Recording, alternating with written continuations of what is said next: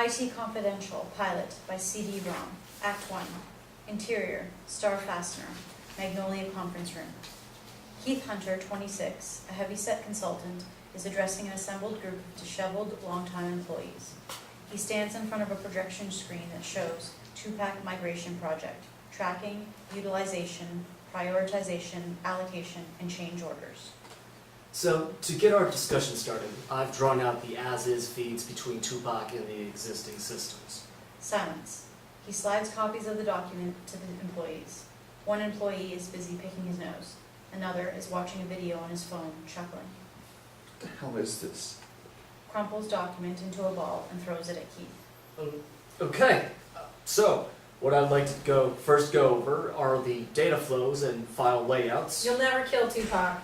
We've been using it since '79 and it still works fine. If it ain't broke, don't fix it. He rolls the document into a wad and chucks it at Keith. Jerry grabs a copy from another employee who is starting to create a paper airplane out of Keith's document. Anything you need, man, we're here to help. Keith, we'll schedule a follow-up discussion with our subject matter experts here, so we can get this info to you. Keith wipes the sweat from his brow and nods gratefully. We were working on this stuff before any of y'all were born. You were working on this stuff before anyone was born.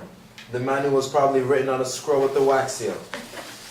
Tell you what, it works better than that internet stuff y'all are trying to make everybody use.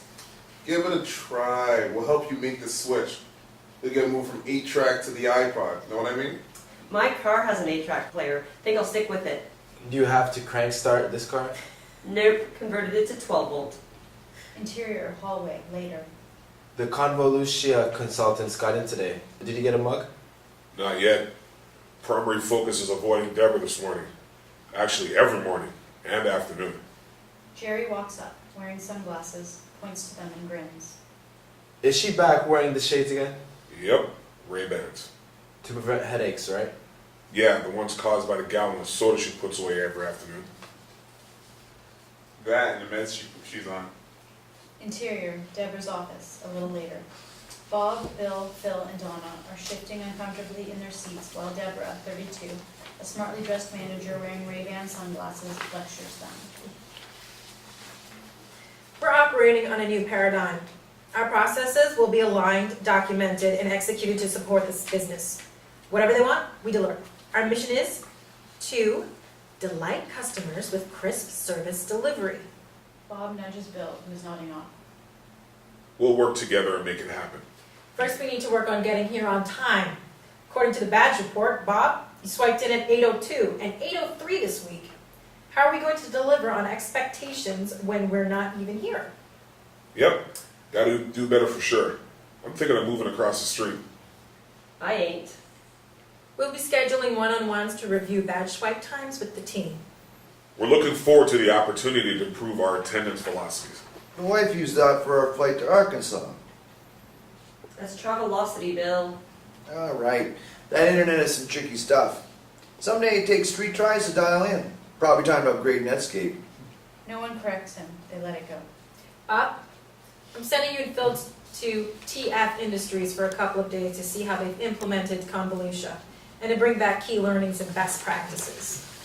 Okay. Where are their offices? A couple miles down from an old rain barrel. I think the town is called Pitchfork. Sounds like a blast. It's Pitch Field, actually. I'm sure we'll have a productive couple of days. Interior, hallway. Going to use Bill's format for the status report. You don't want any white space. I can't believe that you've been getting away with a task called prepared status report. I'm using that. Break time. Interior, conference room, a little later. Phil is working at a computer testing out software for the upcoming software demo. Bob enters. And so my wife was like, wow, I didn't know a baseball game could go into extra innings. Amazing. I can't log in. We installed everything. I have to install the administration module at the console so we can set up group privileges. Is this the software that we're going to TF Industries to check out? Yep. They run one of our plants with it, so we're scrapping Tupac for it. Should be interesting to see the lifers trading their terminals and typewriters for this stuff. Candles and sundials. Fountain pens and chamber pots. I think we need to journey to Ye Old Tavern for a tankard of ale upon day's end. Agreed. Carry on. Interior conference room later. Bob and some other team members are sitting in on a candidate interview. The interviewee is dressed unusually and is holding a cat.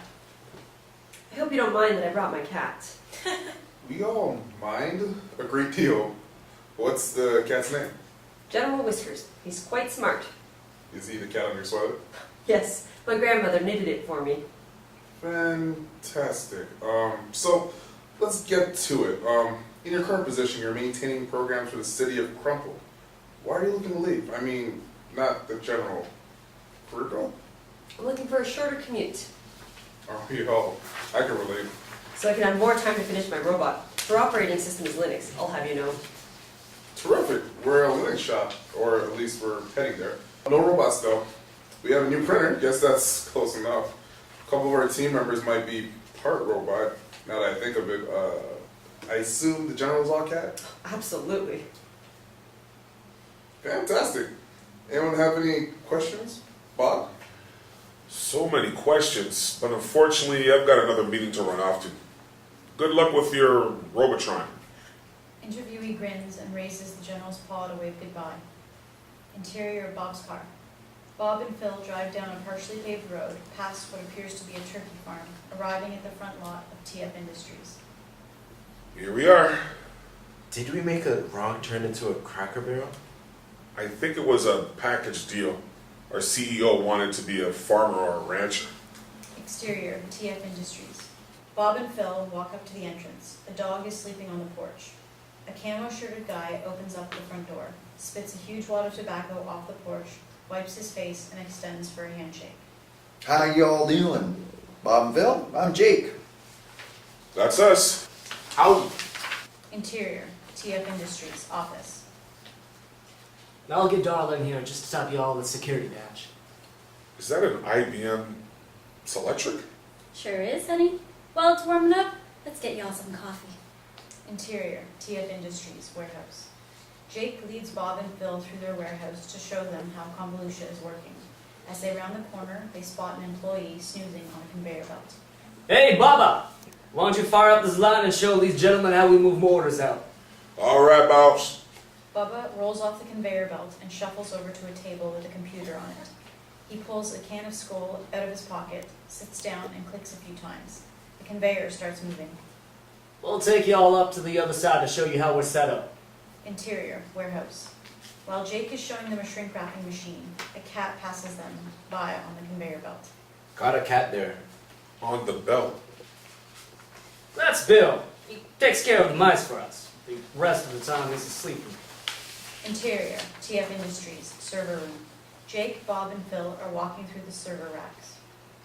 Jake, how are you set up for power redundancy? Do you have any generators, that sort of thing? Working on that. Right now, we got a marine generator. That sounds like it'd do the job. It'll work fine until fishing season. Jake takes them out back, where a bass boat on a trailer is parked. In place of the propeller, a belt is looped into a generator unit. Okay, so you start the boat? And we're back in business, son. Pretty slick.